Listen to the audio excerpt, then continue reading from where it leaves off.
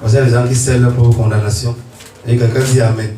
Dans ce qui sait qu'il ne fait pas, il n'a pas l'intention de faire. Et il dit quand même Amen par formalisme ou par esprit religieux ou par fantaisie. Donc, et aussi, il voulait attirer l'attention des bien-aimés. Parce que quand vous voyez vos enfants ne pas avoir la crainte de Dieu, c'est les parents qui préparent les enfants à ne pas craindre Dieu. C'est le parent qui prépare l'enfant à être un impie. Et c'est le parent, c'est le travail du parent. Lorsque le parent, je prends un exemple simple, planifie les répétitions et les cours de rattrapage ou les cours de quoi, le jour que l'enfant doit être dans l'église, cet enfant comprend directement que Dieu ne sert à rien et que les choses du monde passent avant les choses spirituelles. La Bible dit que l'enfant laisse déjà voir par ses actions que sa conduite sera pure ou mauvaise. Et tous les parents qui l'ont fait ont vu les enfants échouer lamentablement, devenir des vrais païens. Donc un parent qui craint Dieu et qui connaît Dieu, il dit qu'aucun parent qui connaît Dieu ne peut être qu'à l'église, son enfant qui fait les répétitions ou son enfant au quartier. Pourquoi les répétiteurs deviennent et les maris et les femmes et tout ça de vos enfants. Parce que lorsque l'enfant ne gagne pas dans la crainte de Dieu, l'enfant doit, frère, il faut copier le monde. J'ai parlé l'autre jour avec un cousin éloigné là. Il travaille au Tchad. On l'a affecté au Tchad. Le vendredi, l'entreprise qui ferme ici à 18h au Cameroun est obligée de fermer au Tchad à 12h. Parce que les gens doivent aller à la mosquée. J'ai vu dans l'entreprise, j'ai vu les musulmans arrêter les machines pour aller voir bas et revenir continuer. Ils ne gèrent personne. C'est les seuls gens qui ne font pas de demandes d'absence le jour du Ramadan ou de la Tabaski. Ils ne font pas de demandes d'absence. Tout le monde sait que c'est la Tabaski, ils passent seulement. Ce n'est pas de ce que j'ai vu. Mais les faux chrétiens, c'est eux qui sont d'abord les combattants, qui combattent même la foi. Vous n'entendez pas parler au cas chrétien. Il y a eu une fête entre guillemets qu'il est parti. Il a même peur d'abord, c'est lui qui cherche à créer des lois pour qu'on empêche même les chrétiens entre guillemets d'aller dans leurs églises, les lieux de fête entre guillemets. C'est eux qui créent les lois là. Vous ne pouvez pas voir un musulman à l'heure qu'il doit prier, aller à la mosquée, son enfant qui fait les répétitions. C'est ça qui montre la légèreté des chrétiens. Et c'est une preuve que vous n'êtes pas sauvés. C'est une preuve irréfutable. Parce que quand vous respirez par la crainte de Dieu, il sera impossible qu'un enfant craigne Dieu. Pour qu'un enfant craigne Dieu, il faut qu'il voit son père et sa mère respirer la crainte de Dieu. Ils respirer. Que la crainte de Dieu soit ce qui les inspire. Mais si on voit qu'il n'y a pas de crainte de Dieu véritable, et qu'on a que de jongler. Le piège avec l'église, c'est que quand on vient à l'église, l'enfant écoute le même message que nous. Et il regarde si on le met en pratique ou pas. Maintenant, si on désobéit, il désobéit plus que nous. C'est un principe. Donc les répétitions qu'on fait les jours où les parents qui sont en train de prier à l'église, sachez que vous êtes en train de préparer vos enfants avec des païens. Et c'est ça ici l'autre jour. Quand un chrétien, un pseudo-chrétien, a quelque chose à faire dans le monde, la première chose qu'il isole, ça veut dire que seulement un chrétien, bon, tu peux être libre quand nous on veut quelqu'un qui est libre, il va donner ses heures de programme. Il va commencer par donner ses heures de programme. On va dire que bon, tu ne seras pas là dimanche, on va te payer 10 000. Et il va rendre grâce à Dieu. Et il sera très content. Combien de chrétiens peuvent lever, même dans ce matin, peuvent lever la main pour dire qu'il ne peut jamais travailler un dimanche, un jour de programme. Combien peuvent le faire? Ils vont s'excuser. C'est ça la légèreté. Et ça fait que les gens n'ont pas la méthode. Les gens ne touchent pas le vrai Dieu. Maintenant, ils restent à l'église, sont superficiels. Et après, quand on est superficiel, on va venir faire les fausses confessions, les fausses repentances, les choses qui ne sont pas inspirées par la crainte de Dieu. Et ça fait quoi? Les vies restent inchangées. Et quand les vies restent inchangées, nos enfants deviennent des véritables épines dans nos pieds.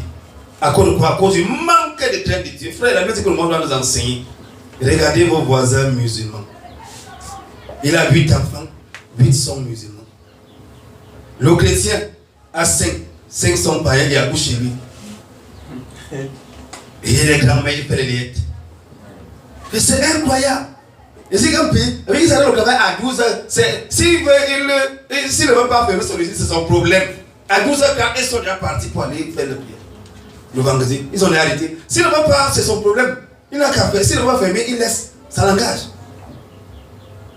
Mais au Cameroun, il va aller là demander quand même jusqu'à 20h, 22h. C'est ça la légèreté. C'est ça la légèreté. On est prêt à bafouer le problème de l'église parce qu'on veut gagner de l'argent. Si on a un problème d'argent, la première chose qu'on je t'ai bafoué, c'est le problème de l'église. Ça, on va d'abord entre parenthèses. On fait des sacrifices, c'est les choses du monde. Quand les choses spirituelles, on les met rapidement de côté. Rapidement de côté pour pousser le monde. Pourquoi les gens qui cherchent la richesse, la santé fuient seulement? Les païens dans le monde, avec les principes païens, ils avancent avec. Nous devons avoir la vraie crainte de Dieu. Et c'est là pour maintenant la sanctification, sans laquelle personne ne verra le Seigneur. On n'entrera pas au ciel parce qu'on allait dans une église. On n'entrera pas au ciel parce qu'on a fait certaines choses. Parce qu'on a fait ci, on a fait ça. Non. Frère, la crainte de Dieu. Le vrai serviteur de Dieu est celui qui respire la crainte de l'Éternel. C'est-à-dire qu'il craint Dieu.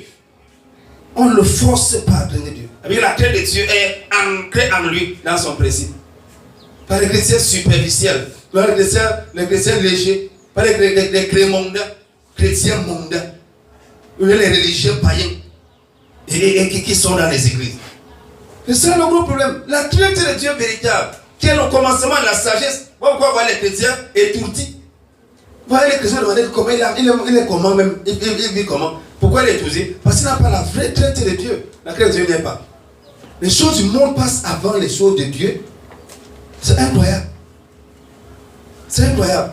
Quand tu planifies qu'un enfant ne doit pas être au programme parce qu'il faut faire les choses du monde, toi tu vois que tu traînes Dieu.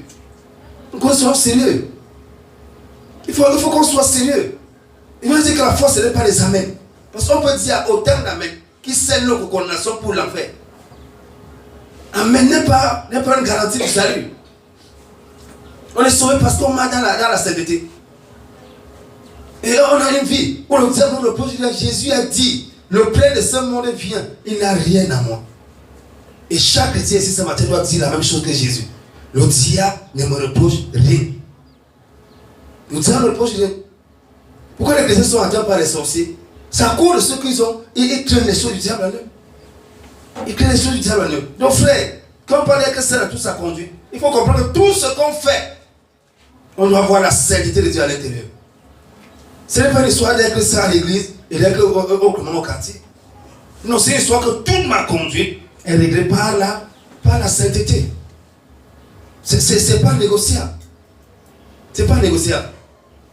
Ce sont les enfants des chrétiens qui chantent les couleurs des démons dans les marchés de fin d'année. Ce sont leurs pauvres enfants. C'est eux qui acceptent ça. C'est eux leurs enfants qui chantent des musiques mondaines et pudiques. Et ils disent qu'ils sont les chrétiens. Un jour, j'étais enseignant à la radio, un musulman m'a appelé. Il m'a demandé que si je suis chrétien, qu'il n'a jamais entendu un jour chrétien parler sur les habits comme il parlait. Il sait que les chrétiens ne parlent pas comme ça. Il sait que les chrétiens s'habillent plutôt comme ça. La Bible dit qu'au jour du jugement, les gens vont s'élever, la reine du musée va s'élever comme que les enfants d'Israël. Parce qu'il est venu de créer l'homme pour venir écouter la salle de Salomon. Et Jésus a dit, il y a ici plus que Salomon. Il ne faut pas que le jugement, que les païens s'élèvent pour condamner les soi-disant chrétiens. Ils sont plus fermes dans les choses que ceux qui disent enfants de Dieu. Frère, c'est ça la sainteté dans toute sa conduite. Tout le monde peut conduire avec une conduite de sainteté. Et puis on doit craindre Dieu sur tout ce que nous faisons. Pas parce qu'on est avec les frères, pas parce qu'on est avec les sœurs. On fait ces choses parce que les gens sont là. Mais si on était seul, comment est-ce qu'on devait réagir? On devait réagir comment? On devait fonctionner comment? Frère, Dieu regarde nos foi quand nous sommes seuls. Les décisions qu'on prend quand nous ne sommes pas à l'église. Il n'y a pas d'exemple simple sur le ministère qu'on en a parlé. Combien de personnes réagissent par rapport au ministère d'aide? Chacun s'occupe de ses enfants. Chacun est consacré sur ses enfants. Et c'est ça la vérité de l'église aujourd'hui. Ça fait partie des conduites impies. C'est-à-dire que les choses qu'on n'a même pas compris ce que c'est que la foi. On n'a pas compris. Et lorsqu'on se comporte de la sorte, Dieu nous regarde, il nous laisse faire. Et on assume les conséquences. Et Jacques chapitre 4, verset 11. Il est écrit ici. Nous sommes un valeur excellente dans toute sa conduite. Il est écrit ici, mes frères, ne médisez point les uns des autres.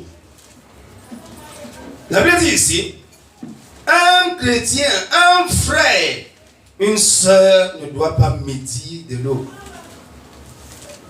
Et moi, je disais souvent, de ne même pas écouter un médisant.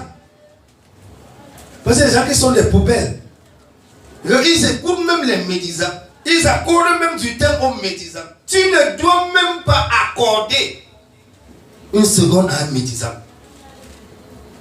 Médis, c'est dire le mal qu'on peut savoir sur le corps de quelqu'un. Mais à l'église, quelles personnes sont prenant la médisance? Ou les frères sont les seules conversations? Ou le pasteur est la brosse à dents? Combien de personnes sont dans la médisance? Et ils attendent le retour de Jésus. Aucun médisant n'est le royaume de Dieu. Aucun. Le pasteur ici, mes frères, ne médisez point les uns des autres. C'est une interdiction formelle. Ne médisez point. Ce n'est pas négociable. Donc, on ne peut pas marcher dans la sainteté, on ne peut pas marcher dans la sanctification et on vit dans la médisance. C'est vrai qu'à l'église, il n'y a pas de complicité. Il n'y a pas de que là, c'est mon ami, c'est ma complice. La complicité, c'est toujours une preuve des péchés communs. Avec on commet des péchés ensemble, voilà pourquoi on est complice. À l'église, ça n'existe pas. À l'église, on a les frères, on a les sœurs, point barre. Il n'y a pas de complicité dans l'église. Les gens se sont dit, si tu peux causer quelque chose avec une sœur et que l'autre vient se taire, c'est un problème. C'est un problème très sérieux. Et quand quelqu'un te dit déjà à l'église, ce que sont dit là, ce n'est qu'à toi que je dis, mettez les points d'interrogation sur sa tête directement. J'aime souvent dire, il y a des gens qui disent que maintenant je veux manger mon vrai visage. Dès ce jour-là, je comprends que ton vrai visage, c'est celui-là, qui est de l'autre côté, le visage des ténèbres. Pourquoi est-ce que je ne veux pas qu'on dise ce que j'ai dit?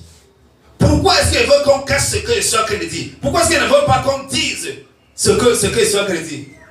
C'est parce qu'il y a des ténèbres que je suis en train d'envelopper. Et il faut apprendre à dire la vérité aux gens. Quand quelqu'un vient te voir pour me dire, l'autre dit que ce que tu es en train de me dire là vraiment, il rend grâce à Dieu.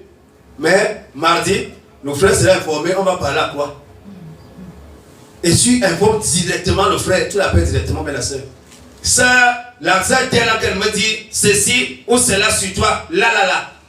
Mais les hypocrites choisissent plutôt. Voilà pourquoi un frère dit un jour qu'il ne comprend pas les chrétiens. Là, Jésus demande qu'il parle, qu'il se taise. Maintenant, il faut parler, qu'il parle. Jésus dit, si ton frère péché, va reprendre-le. Si tu entends quelque chose de négatif sur un frère, appelle-le, tu dois l'appeler, c'est un ténant avec haut-parleur. Tu me haut-parleur, tu dis que frère, je suis avec tel. Il a qu'à dire ceci de toi, qu'est-ce qui ne va pas, frère? Avant même d'aller le voir. Comme il y a compris que les chrétiens ont une langue fouchue. Comme le serpent. C'est ça qui m'a obligé à installer le logiciel d'enregistrement dans mes téléphones. Parce qu'un chrétien, ils sont capables. Ils te disent ceci à 10 heures. À 12 heures, il y a changé de version une fois. C'est là que ça de ce matin. Quand tu m'appelles, tout ce que tu dis est enregistré automatiquement. Et tes oreilles, tu changes de version. Tu te dis que voilà ce que tu as dit ici. C'est à cause de ça. C'est sûr, fatiguer les gens. Oh. Quelqu'un te dit quelque chose maintenant là. Après, je dis non, c'est pas ce que j'ai dit. J'ai plutôt dit comme ça, tu n'as pas bien compris. Non, je te fais réécouter ce que toi tu as dit. C'est à cause de ça, à cause de ce que les gens ont des versions. Tu dois être capable. Ce que tu dis lorsqu'un frère n'est pas là. Tu dois être capable de le dire tout ça en face. Je fais que frère, ceci, cela, je ne suis pas d'accord avec ça. Il vous dit que si quelqu'un te dit quelque chose contre un frère, comme que l'église, appelle directement devant la personne. C'est ça la vie chrétienne. Tu appelles devant lui et tu mets le haut-parleur. Tu dis que frère, voici ce qu'on a qu'elle me dit à ton sujet ici. Voici que telle personne, tu l'appelles par son nom. Et là qu'elle me dit ceci à ton sujet. Qu'est-ce qu'il en est? Vous allez voir le médisant, il vient appeler l'église de ce jour-là. Voilà comment on se débarrasse des faux frères et des faux sœurs. Il dit qu'il ne viendra plus. Il va faire l'air une fois. Mais il te dit que non. Vraiment, est-ce qu'il peut te confier un secret? Je dis que oui, confie-moi le secret.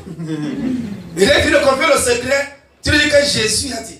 Ce qu'on va vous dire dans les oreilles, vous allez le prêcher sur les toits. Donc ce que tu vas dire à l'oreille là, c'est que ça doit être prêché sur les toits. Il a dit que ce qu'on dit dans les chambres, on doit le prêcher. Amen. Donc frère, c'est tout ce que tu m'as dit là vraiment. C'est bien. Mais tu sais qu'on doit obéir à Jésus. Et je veux faire ce que Jésus a dit. Sois-en sûr. C'est notre frère, il faut qu'il se repente. Et tu l'appelles directement, tu dis que voici un secret qu'on m'a dit ici. Frère, qu'en est-il de ce secret-ci? Voilà comment un chrétien vit. Pas qu'un chrétien dans les ténèbres. Lorsque tu écoutes un médisant, tu vas mourir. Tous ceux qui ont été des chambres à secret dans les églises sont morts. Tu vas mourir. Vous allez voir certaines personnes, et vient, il a l'oseille. Après l'oseille finit complètement et finit par rentrer dans le monde, les laisser à la maison. À cause de quoi? Il a écouté un médisant. Écouter le diable, écouter un médisant, c'est écouter Satan. C'est au travail du diable. Quand on vient à l'église, c'est le que vous observez très bien. Il voit que celui-ci chancelle. Après, il te dit, quand tu montes là, il te dit, à côté, comment te dit vraiment, tu vois là, c'est monté, c'est descendu. Il va te parler de qu'on a fait la discrimination, on a fait ci, on a fait ça. Ça demande qu'on a discriminé qui? Mon frère a discriminé qui? Oui, frère. Dis-moi, frère. Tu dis qu'on a discriminé qui? Il te dit, tu l'as vu, tu dis que frère, Jésus a dit. Si ton frère a péché, va et reprends-le. Parce que tu as dit la situation est un péché. Tu m'avais reprendre le frère maintenant. Tu composes le numéro devant lui. Tu vas voir son numéro, tu attends. Tu l'appelles face à face avec le frère. Que voici ce qu'il m'a dit. Frère, voilà ce qu'on m'a dit ici. Tu dis que voici ce que tel ça m'a dit. Elle ne viendra plus. Voilà comment on chasse le diable. Résistez au diable et il fuira loin de vous. On résiste au diable comment? En citant la parole. Jésus a dit quoi? Frère, tu vas être un agent secret à l'église qui garde les secrets et on te dit que tu partiras. Tu vas mourir spirituellement. Le péché de cette personne va t'affecter au point où tu vas mourir spirituellement. Parce que le but du médisant, c'est de t'amener à ne pas faire confiance à Dieu et à l'église. Parce que pour venir à l'église, la Bible de Jésus a dit ceci dans le livre de Jean. Tous ceux qui ont entendu son Père viennent à lui pour avoir la vie. Maintenant, lorsque quelqu'un écoute le message, ça veut dire qu'il a entendu le Père. Maintenant, il vient donc à Jésus, à la source, à l'église, pour avoir la vie. Maintenant, le médecin est placé à la porte pour l'empêcher d'accéder à l'église. Comment il dit que non, quand il voit là, ceci est monté, cela est descendu, on a préféré telle personne, on a fait ceci, c'est ça le rôle du médecin. C'est ça son rôle. Il est là. Il peut venir à l'heure. Il peut prier. Il peut pleurer même. Mais il n'a rien à voir avec la foi. Il a une mission satanique. Tu as compris. Et tu dis qu'il ne faut pas gêner. Ne gêne pas. Tu gênes pourquoi? Il ne faut pas gêner. Moi, un prophète a dit que frère, pourquoi dire le chrétien doit avoir un esprit bien disposé afin que le Saint-Esprit collabore avec son esprit. Tu vas voir dans les églises, on vient citer les francs-maçons dans les églises. On dit que tel franc-maçon a dit que, tel a dit. On va dire l'explication des francs-maçons dans une église que la Bible est pauvre. On peut aller chercher chez les francs-maçons. Voilà pourquoi le chrétien il faut que tu aies un esprit bien disposé. Le médisant ne l'écoute pas. Toute personne qui dit du mal sur l'église, comme que les frères étaient un sorcier. J'ai toujours dit. Quand il y a quelqu'un qui dit mal à l'église, c'est un sorcier. C'est un sorcier. C'est ça le travail du diable. Le Seigneur dit, si ne médisez pas les uns les autres. Je ne peux pas accepter que le diable utilise dans la médisance. Pourquoi est-ce qu'il va utiliser? Verset 11. Celui qui médit de son frère et qui condamne son frère médit de la loi et condamne la loi. Avec, en médisant de son frère, en condamnant son frère, on a que le médit contre la parole de Dieu. On a que le condamner la parole de Dieu. Le médecin passe pour être une sœur bizarre, qui semble avoir un amour qui n'existe que dans sa pensée. Et je vais vous dire quelque chose. Dans une église, on craint Dieu. Quand tu es associé à la maison, tu vas partir, tu vas mourir. Une sœur a couru le risque là de s'associer à un agent du diable. Elle a vu elle-même les conséquences. Elle a vu elle-même. Tu vas sécher spirituellement. Aussi longtemps que tu as quelque chose dans ton cœur, quand soi-disant frère t'a dit. Cette chose-là, elle l'a placée dans ton cœur pour te détruire, pour te ruiner. Quand on a la parole dans l'islam, pourquoi le frère ne se lève pas pour dire ça? Mais si tu as trop peur, tu attends quand on va dire que tu as une question, quelque chose à dire, tu dis que frère, tu m'as dit l'autre jour que tu parles ouvertement, publiquement. Voilà la vie d'un chrétien dans l'enfant de Dieu. Tu ne sais pas qu'on est dans les ténèbres. Et c'est vous dit, voilà comment chaque les sorciers dans l'église. On ne dit pas à un sorcier, lève-toi, sors. Immédiatement, non. On amène à la lumière tout ce qu'il fait dans le secret. Et comme il le connaît pour savoir le sorcier, c'est qu'il va se cacher. Et comme il ne connaît pas Dieu, il se dit que Dieu ne le voit pas. Parce que les sorciers généralement ne connaissent pas le Saint-Esprit. Parce que le monde ne peut pas connaître le Saint-Esprit, le monde ne peut même pas le voir. Donc pour le sorcier, quand il a qu'à le parler, quand il a qu'à le faire, c'est que personne n'est au courant. Donc quand on amène dans ses œuvres à la lumière, il va finir par partir. Et c'est un grand soulagement pour l'église lorsqu'un sorcier est chassé par Dieu. Amen. Dans la médisance, c'est lui qui médit contre un frère et qui condamne un frère. Condamner un frère veut dire quoi? Condamner un frère veut dire que on n'a même pas vérifié que ce qu'on a que nous dire est vrai. On a déjà pris une position contre l'église. On nous a dit que, on nous a parlé de la discrimination, on a déjà pris position sur la discrimination depuis. On nous a parlé que des privilégiés, on a pris la position sur les privilégiés depuis. À l'église du Seigneur, quelqu'un privilégié à l'église, ça c'est la sorcellerie. Le seul privilégié à l'église, c'est celui qui aime Dieu. Il n'a pas dit celui que Dieu aime.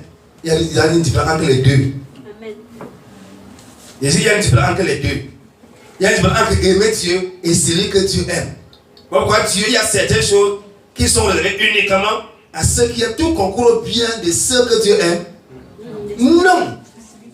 De ceux qui aiment Dieu. Donc à l'église, les privilégiés, c'est ceux qui aiment Dieu. Mais quand quelqu'un aime Dieu, il est directement privilégié par Dieu. Pas quand Dieu aime quelqu'un. Parce que Dieu aime tous les hommes. Quand on est dans l'église là, en tant qu'homme, il dit tous les hommes. N'est pas Dieu aime les pécheurs. C'est différent. Quand on parle de l'homme ici, il fait référence à Adam, le premier homme qu'il a créé. Donc la nature parle ici de l'être Adam. C'est-à-dire que lorsque Dieu crée Adam, Dieu a créé Adam parce qu'il aimait l'homme. Il crée l'homme parce qu'il l'aime. Maintenant, non, il amène l'homme à l'existence parce que l'homme existait déjà dans l'esprit de Dieu. Maintenant, Dieu amène l'homme à l'existence parce que Dieu l'aime. C'est là-bas que ça ne parlait pas du pécheur. Dieu n'aime pas le pécheur. Dieu aime le pécheur et le péché. Maintenant, non, quand il aime tous les hommes, l'homme fait à son image. Donc, quand tu viens à l'église, Dieu sait que voilà quelqu'un va se convertir. Et il fait tout. Voilà pourquoi il dit que le violon fait quoi? Il met l'engrais, il met l'engrais pour que tu puisses porter des fruits. Pendant 3 ans. Il va 3 ans, il n'y a pas de fruits. La 4e année, c'est le rattrapage. La 5e, lui-même va te couper. Dieu lui-même va te couper. Il va créer comme ça pour que tu sois coupé. Non, lorsque tu viens à l'église, il faut comprendre que avant de prendre position de quelque chose, rassure-toi que ça soit conforme à la vérité. Il ne faut pas dire que le frère là aime plus tel frère que moi par rapport à moi. Tu te bases sur quoi pour dire ça? Tu te bases sur quoi? Qui vous dit que parce qu'on a donné que ça veut dire qu'on aime la personne là? Pour nous a démontré que l'amour ne se n'est pas seulement dans le donner. On peut aimer sans donner. On ne peut pas aimer sans, on peut aimer. On peut donner sans aimer. On peut donner quelque chose sans aimer quelqu'un. On le donne seulement. Il faut comprendre que Dieu est contre ceux qui jouent les frères. Ceux qu'on a les frères. Les vrais enfants de Dieu. Et ce sont ces préjugés-là qui sont dans l'esprit de plusieurs personnes et qui les amènent à faire des rêves bizarres sur les frères et sur les sœurs. Quand ils disaient que c'est interdit de faire les rêves, je savais ce qu'ils disaient. Parce qu'il ne faut pas que quelqu'un me dise que j'ai fait un rêve aujourd'hui que une corne a poussé sur ta tête. Alors que tu es plus spirituel que lui. Hein. Voilà pourquoi Jésus avait dit par Ézéchiel que son plan avec les faux prophètes, c'est quoi? Les faux prophètes font prospérer les méchants et font mourir les justes. Ils affligent les cœurs des justes, cependant ils fortifient les mains des méchants. C'est ça les faux règles. On vient de raconter les règles sur les mariages. Quand on vient à l'église pour venir quoi?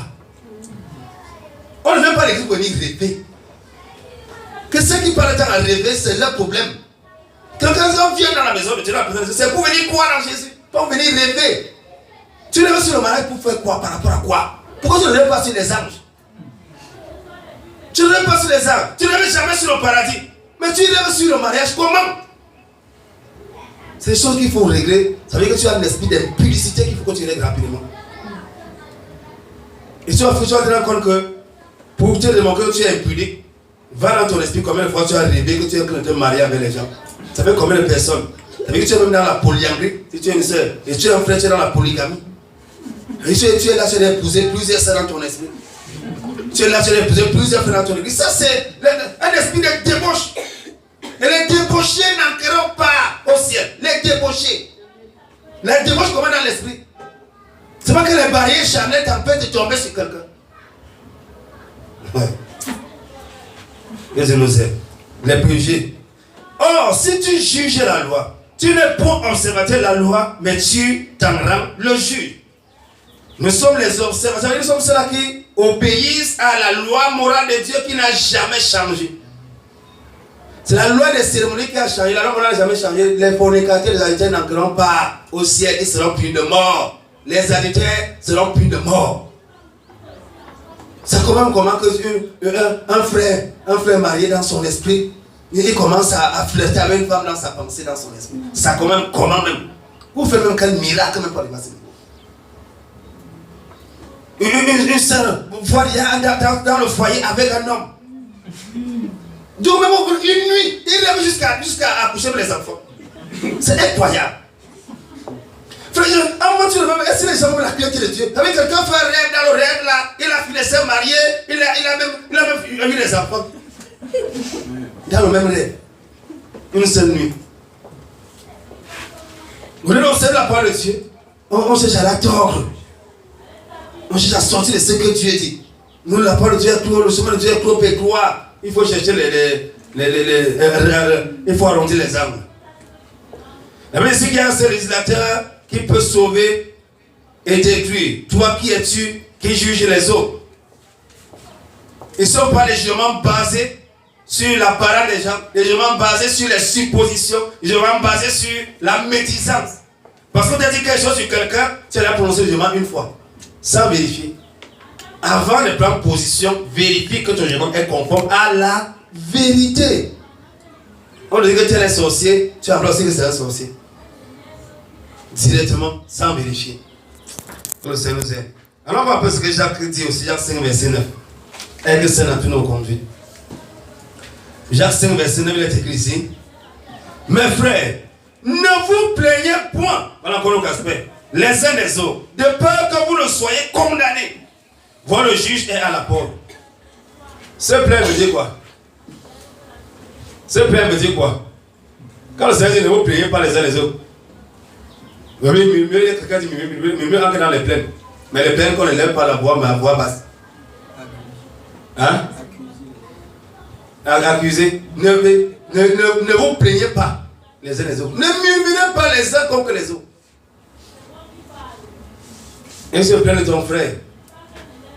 Amen. Dieu a dit depuis Moïse, tu auras soin de reprendre ton frère en face. Mais tu ne te chargeras pas d'un péché à cause de lui en le restant dans ton cœur. Et tu as la responsabilité de reprendre ton frère en face. Je dis que frère, ce que tu as fait là, je ne suis pas d'accord avec. Mais pas murmurer. Quand tu regardes un frère comme ça, tu appuies un nez, tu murmures. Tu regardes ça comme ça, tu appuies un nez, tu murmures. Dans ton cœur, tu te plains d'elle. Tu te plains du frère. C'est pas marcher dans la sainteté. Amen. Quand tu te plains la soeur, c'est pas marcher. Il est sûr qu'elle dit ici que tu dois reprocher la soeur ce qu'elle n'a pas bien fait. Mais tu ne dois pas te charger d'un péché en te plaignant d'être dans ton cœur. En te plaignant d'être auprès des autres. Tu es là pour avec la personne en face. Pourquoi tu prends encore de la personne auprès des autres? C'est pour faire quoi? C'est pour obtenir quoi? Puis si tu as parlé, c'est fini. Quand tu as parlé face à face avec quelqu'un, pourquoi encore se plaindre? Tu ne te plains plus. Tu ne te plains plus. Et le Seigneur dit que ceux qui se plaignent les uns les autres là vont tomber sur le jugement de Dieu. Le juge se tient à la porte. Il se tient à la porte. Amen. Et comme frère ne se disent pas non, vraiment on a toujours dit qu'on ne se plaint pas les uns les autres, ça veut dire que maintenant il va faire tout ce qu'il pense. Il va vivre comme il veut maintenant. Si un frère dit qu'on a dit à l'église que ne vous priez pas les uns les autres. Ne vous priez pas les uns les autres. Frère, prenez pour exemple de patience dans les afflictions, les prophètes qui ont été au nom du Seigneur. Moi ici, il donne ces versets-là directement parce que il faut comprendre c'est que tu peux souffrir pour la cause de la justice. Et c'est une bonne chose. Il va m'aller jusqu'à dire que lorsque tu es aux hospitalités, tu ne dois pas te plaindre. Mais c'est dans la même chose, dans la même logique. Lorsque tu es aux hospitalités, tu ne dois pas te plaindre. Fais comme si on t'avait forcé. Fais comme si on t'a attaché. Il ne faut pas que ta bouche, on vient mettre une corde et ça te prend. Ta bouche ne doit pas prendre, on vient mettre la corde comme ça, là, ta bouche prend la corde. Mais la front. C'est pas normal. Donc les plaintes et les murmures, Dieu est comme ça. Vous rappelez que les murmures ont tué tout Israël dans le désert. La fornication a tué 24 000, je crois bien. Mais les murmures ont décimé une assemblée de 2 millions de personnes environ. Je dis la fornication a tué 24 000, non? En un jour. Mais c'est les murmures qui ont fini. L'idolâtrie a tué 3 000. Mais les murmures ont décimé tout un peuple. Les murmures, les murmures, les murmures, les murmures, les murmures, qui poussent toujours à la rébellion. Amen. Maintenant, allons voir un peu ce qu'Hébreu dit. Hébreu chapitre 12. On va voir ce qu'Hébreu dit là. On a encore parlé sur le thème être saint dans toutes nos conduites. Donc, les hommes ont une conduite de sainteté. Il ne doit pas murmurer contre les frères. Il ne doit pas murmurer contre les sœurs. Et la sœur, c'est souvent de ces chaussures. De ces chaussures bizarres. Mais ma sœur, quand Dieu te bénisse. On murmure comme un pasteur, mais on l'appelle comme encore. Hébreu 12, verset 16. Verset 12 ou bien 16. Bon, maintenant, Hébreu 12. Allons voir ici. Qu'il n'y ait point d'impur. Non, mais c'est verset 15 d'abord. Prenons garde que personne ne se prive de la grâce de Dieu, être saint dans toute sa conduite. Et que quelques racines d'amertume poussant en haut ne vous trouvent et que plusieurs en soient infectés. Voilà encore une autre dimension. L'amertume. L'amertume, c'est comme un cancer. Avec un cœur amer, un cœur aigri. Le Seigneur dit ici qu'on doit veiller à ce que le cœur amer et aigri ne commence pas à affecter les autres à l'église. Pourquoi est-ce qu'on pollue la vie des gens à l'église avec le commensal? C'est parce qu'on est amer. C'est quoi l'amertume? Le Seigneur dit qu'on doit veiller à ce qu'il n'y ait point d'amertume parmi nous. Frère, est-ce qu'il y a quelque chose que tu reproches à l'église, hein, frère? Dis-le-lui directement. Que de rester dans l'amertume, ton cœur ne fait que pourrir, pour aller vomir sur quelqu'un d'autre. Pour aller attendre qu'un frère colle le pied là-bas pour parler de la fenêtre. C'est ça le problème. Frère, l'amertume, le Seigneur dit ici, est que saint dans toute sa conduite, nous devons marcher avec les cœurs qui n'ont rien à voir avec l'amertume pour que les autres ne soient pas infectés. Et que mon problème, mon problème ne doit pas être contagieux. Il ne faut pas que, parce que j'ai un problème, je contamine toute une église avec mon problème. L'amertume, frère. L'amertume. Tu vas poser une question à une soeur, elle va te laver le passé. À cause de l'amertume. À cause de l'amertume. Les réponses arrogantes viennent de l'amertume. Quand on a l'amertume dans le cœur, on sera arrogant. Parce qu'on cherche à tout près. Vous savez, l'homme n'a pas été créé pour être impur. Amen. L'homme a été créé pour être consacré à Dieu. Et bien que tout ce que Dieu n'a pas pu dire qu'à l'intérieur, non, ça va finir par sortir. Pourquoi, maman? La personne explose. Elle ne veut même pas parler, c'est que l'organisme ne peut plus supporter la mesure maintenant. Explosion. Alors que Dieu nous aide à comprendre profondément. Et il y a quelques racines. Maintenant que les racines, c'est qu'on commence à atteindre les racines là. On commence à chercher des alliés, tel frère, telle soeur. On commence à tâter le terrain. On commence à tâter le terrain. On tâte le terrain. On voit là-bas ce qui peut collaborer avec celui-là, mon amertume, pour m'aider à combattre. S'il n'est pas prêt, on le classe.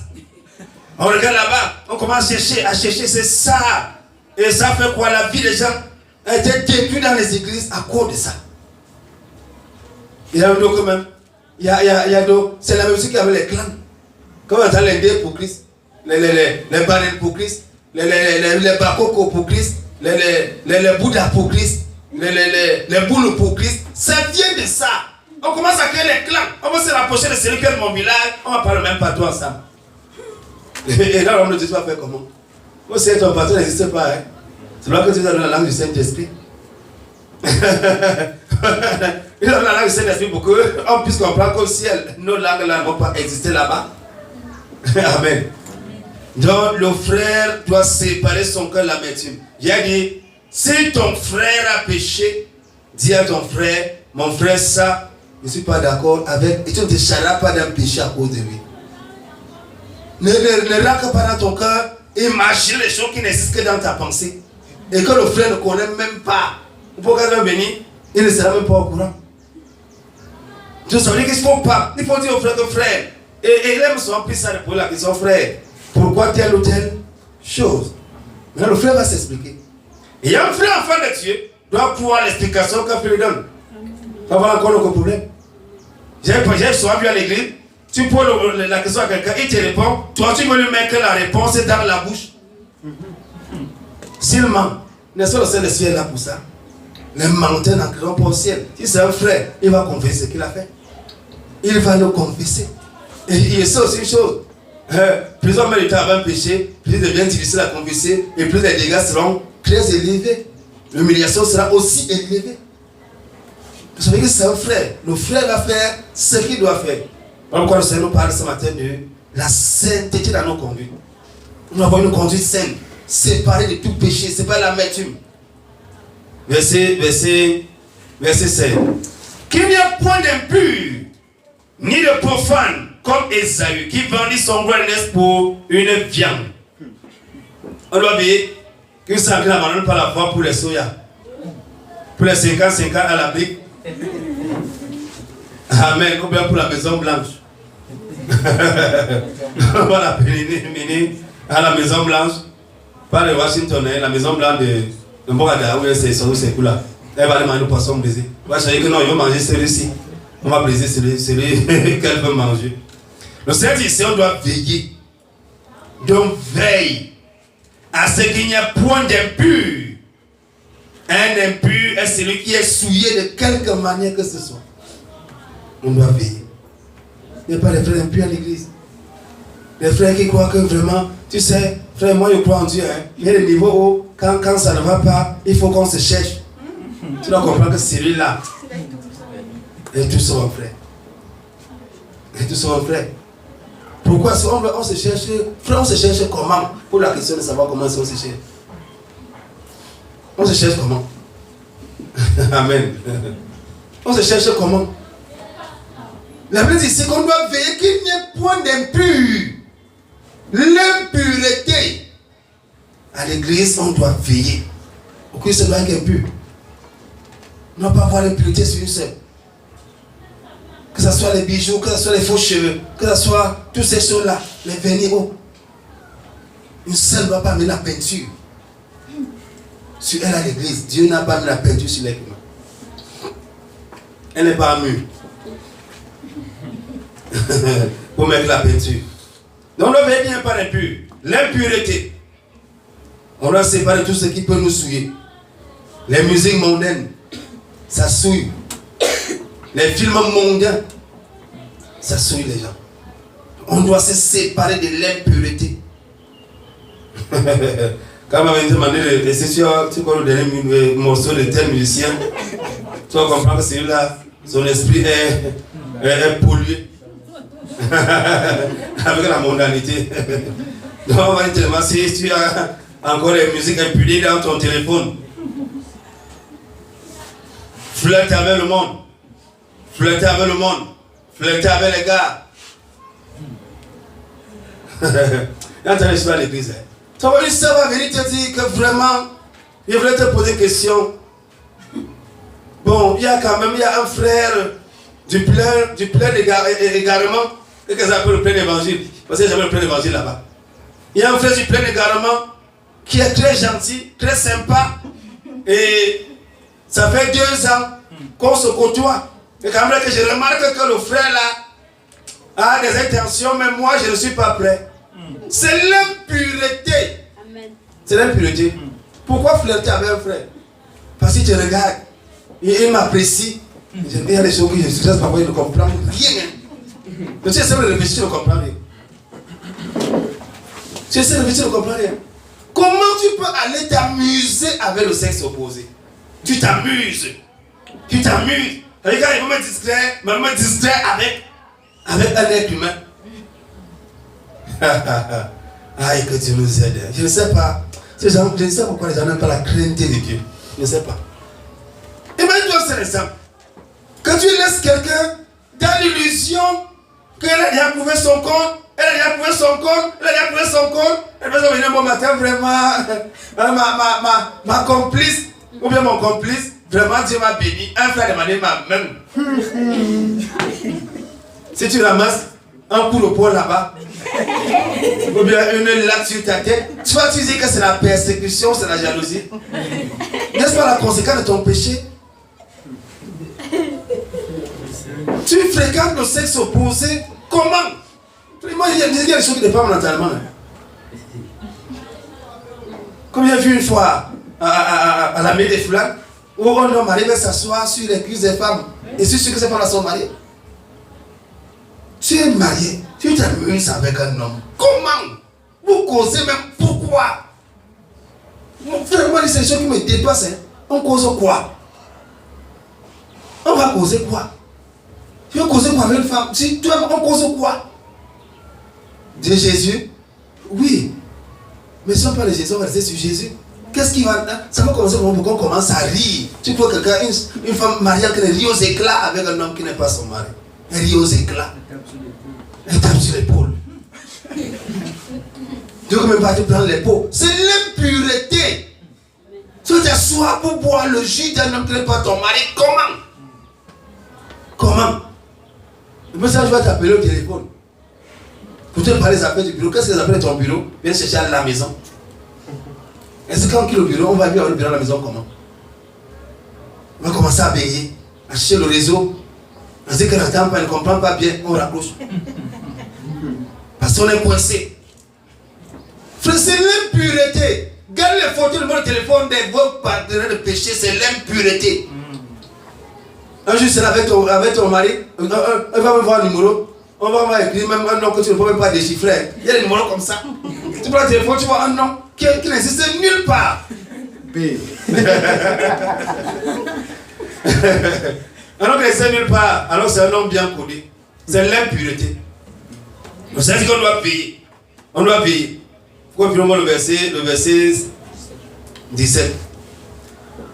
On dit que pour une viande, il vendit son doigt de naissance. À cause d'un avantage mondain, parfois le travail.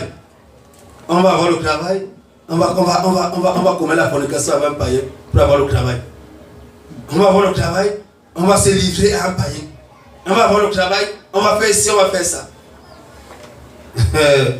Comme c'est l'histoire qu'on m'avait raconté une fois en Colfoulou, une femme vient à l'adultère avec son patron. Vous savez que son mari, même au courant, il va faire quoi? Que Dieu nous aide. Que Dieu nous aide. Elle est sur son mari à la maison, mais il va charger nous devant un patron païen. Ni de profane, ni de profane, ni de profane. Ça veut dire que quand on dit que quelqu'un est profane, ça veut dire qu'il ne respecte pas ce qui est sacré. Un profane ne respecte pas ce qui est sacré. Il ne respecte pas ça. Ça veut dire que lui, tout pour lui, c'est la même chose. Il fait tout est comme ça. Un bon homme profane ne connaît pas que ça est sacré. Comme tu es en train de parler tout à l'heure là, qu'un frère va flirter avec une soeur. Et il s'échange les numéros de téléphone. Ils s'écrivent, ils s'envoient les SMS. Et ils s'appellent. Comment tu vas? Tu as bien dormi? Tu es venu fermer ses yeux. Tu es son médecin. Tu es quoi? Tu lui demandes si elle a bien dormi. Pourquoi? Pour faire quoi? C'est des choses bizarres quand même. Hein? Tous les lendemains, tu sais qu'après me demander si tu as bien dormi. Ça veut dire quoi? Non, c'est Dieu qui voulait. Parce que j'ai beaucoup pensé à toi toute la nuit. Et j'étais appelé très tôt le matin.